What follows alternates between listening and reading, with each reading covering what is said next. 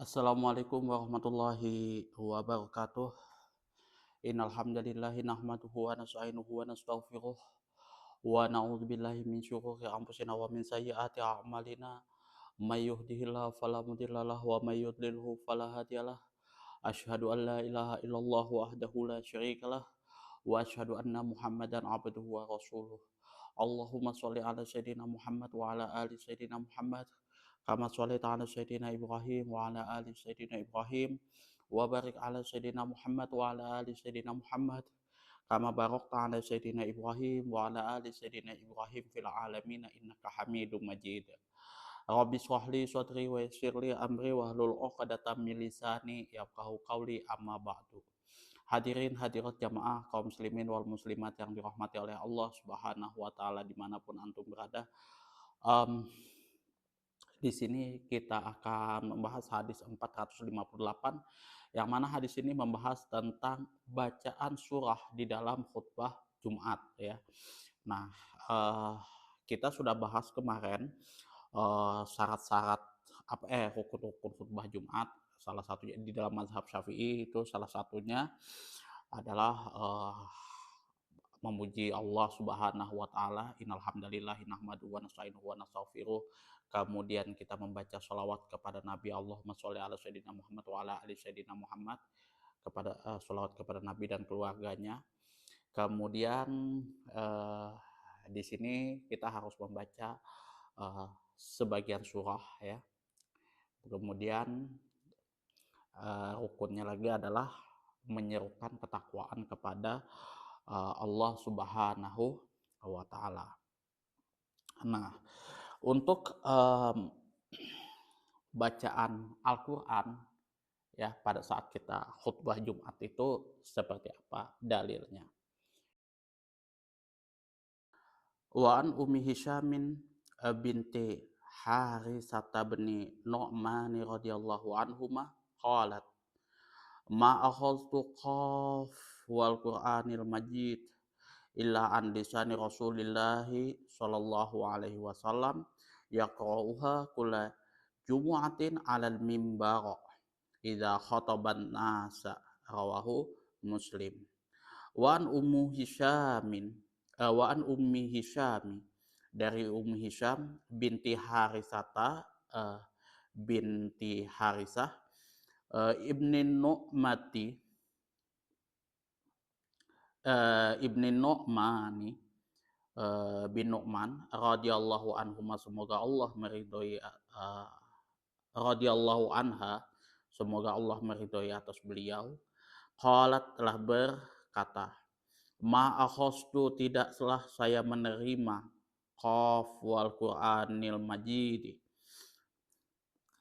qaf wal Qur'anil Majid, surah Al-Qaf itu ya, surah Al-Qaf wal Qur'anil Majid ini, illa an lisani Rasulillahi sallallahu alaihi wasallam, kecuali dari lisan Rasulullah sallallahu alaihi wasallam.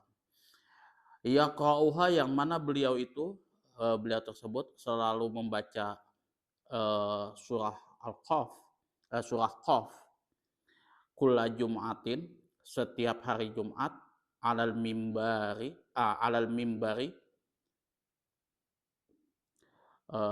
di atas mimbar, idza khotoban nasa, apabila beliau khutbah Jumat kepada orang-orang.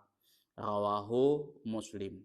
Hadis ini diriwayatkan oleh Imam Muslim. Jadi di sini Ummi Hisyam binti Harisah di sini mengatakan, saya tidak pernah menerima surah Qaf wal Qur'anil Majid illa an lisani Rasulillah sallallahu alaihi wasallam, kecuali dari lisannya Rasulullah sallallahu alaihi wasallam yang selalu beliau baca setiap hari Jumat di atas mimbar ketika beliau sedang khutbah kepada orang-orang. Jadi surah Qaf ini selalu beliau baca ketika khutbah kepada orang-orang. Nah, di sini kita akan lihat makna keseluruhan, analisis lafadznya dan fikih hadisnya. Di dalam khutbah Jumat, Rasulullah Shallallahu Alaihi Wasallam memilih surah-surah yang mengandung penjelasan tentang hari kebangkitan, kematian, nasihat-nasihat yang keras, dan larangan yang tegas, agar para sahabat mengambil pelajaran darinya dan mereka bersiap-siap untuk menyambut hari kemudian. Jadi Rasulullah Shallallahu Alaihi Wasallam di situ ketika memilih surah-surah yang beliau baca ketika khutbah di sini adalah surah-surah yang mengandung hari kebangkitan yang pertama, atau hari kematian, nasihat-nasihat yang keras, dan larangan yang tegas. Jadi supaya kita tuh betul-betul siap kayak gitu untuk menyongsong hari kebangkitan. Dimana ketika kita sudah tahu nih, misalkan pembahasan tentang Homer kayak gitu kan. Nah, kita berusaha semaksimal mungkin untuk tidak melakukan hal tersebut. Karena kalau kita misalkan melakukan hal tersebut, maka kita akan masuk neraka dan kita tidak akan siap menyongsong di hari kemudian. Kemudian surah Az-Zalzalah misalkan tentang hari kebangkitan. Nah, di situ di mana di surat itu kita dijelaskan tentang kayak gimana kecamuknya, mengerikannya hari kiamat pada saat itu. Nah, di saat kita mendengarkan khutbah Jumat di situ muncul pada diri kita itu ketakutan untuk tidak melakukan hal-hal yang dilarang oleh Allah Subhanahu wa taala. Karena kalau kita sudah melanggar apa-apa yang dilarang oleh Allah Subhanahu wa taala, resikonya bisa fatal ketika kita menyongsong di hari akhir. Yaqra'uha kulla jum'atin 'alal mimbari. Di sini Ummu Hisyam menerima surah ini secara keseluruhan langsung daripada lisan Rasulullah Shallallahu Alaihi Wasallam dalam khutbah Jumatnya. Tetapi dapat diinterpretasikan bahwa Ummi Hisyam menerima ayat demi ayat atau beberapa ayat yang dibaca oleh Rasulullah Shallallahu Alaihi Wasallam dalam khutbahnya. Karena membaca surah secara lengkap di dalam khutbah pengertiannya bertentangan dengan hadis sebelumnya, yaitu memperpendek khutbah dan memperpanjang sholat. Ya, jadi bisa diinterpretasikan bahwasanya Umi Hisham di sini menerima ayat itu bukan komplit sekaligus satu surat Qaf itu enggak, tapi dia ayat per ayat seperti itu. Misalkan mungkin ya diinterpretasikan kayak gitu, misalkan 5 ayat dalam surah Qaf, nanti 5 ayat lagi setelahnya dan lain sebagainya sesuai dengan kebutuhan uh, yang ingin disampaikan oleh Rasulullah Shallallahu Alaihi Wasallam kepada sahabatnya. Dan intinya di sini surah apapun yang kita pilih pada saat membacakan khutbah itu harus berdasarkan kepada hari kebangkitan, kematian, nasihat-nasihat yang keras, larangan yang tegas, agar kita selaku para jamaah mendengarkan khutbah tersebut ya berusaha untuk betul lagi, baik lagi di dalam menjalankan syariat agama Islam. Disyariatkan membaca Al-Quran dalam khutbah. Nah, hal ini Imam Syafi'i menganggapnya sebagai hal yang wajib. Jadi kalau menurut pandangan Imam Syafi'i membaca Al-Quran dalam khutbah itu wajib. Yang kedua, mengulang-ulang nasihat dan pengajaran dalam khutbah.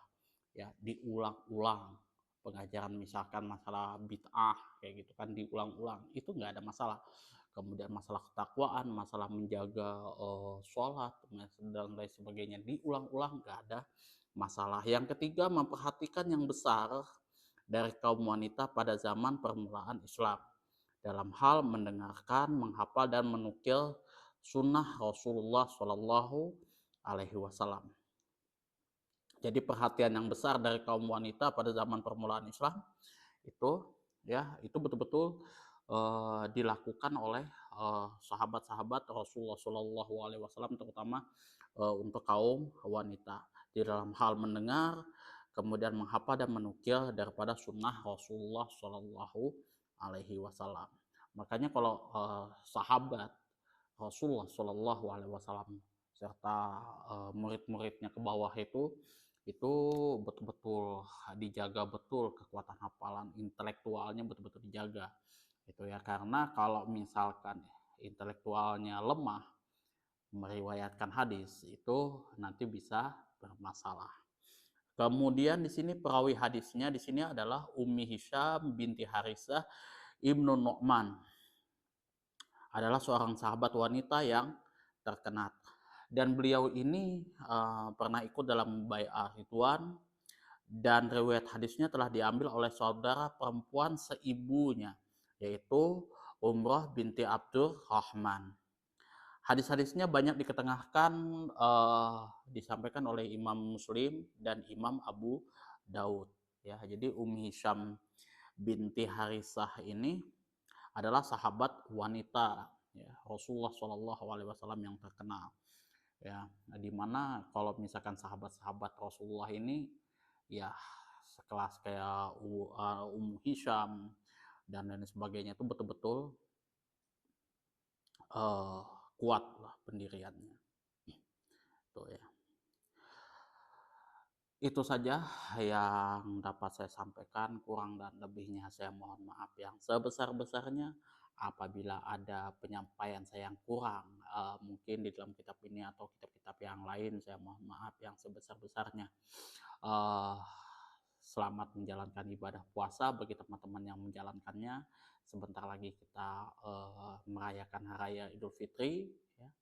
Minal aidin wal faidin, mohon maaf lahir dan batin. Akhirul kalam, wabillahi taufiq wal hidayah, summa assalamualaikum warahmatullahi wabarakatuh.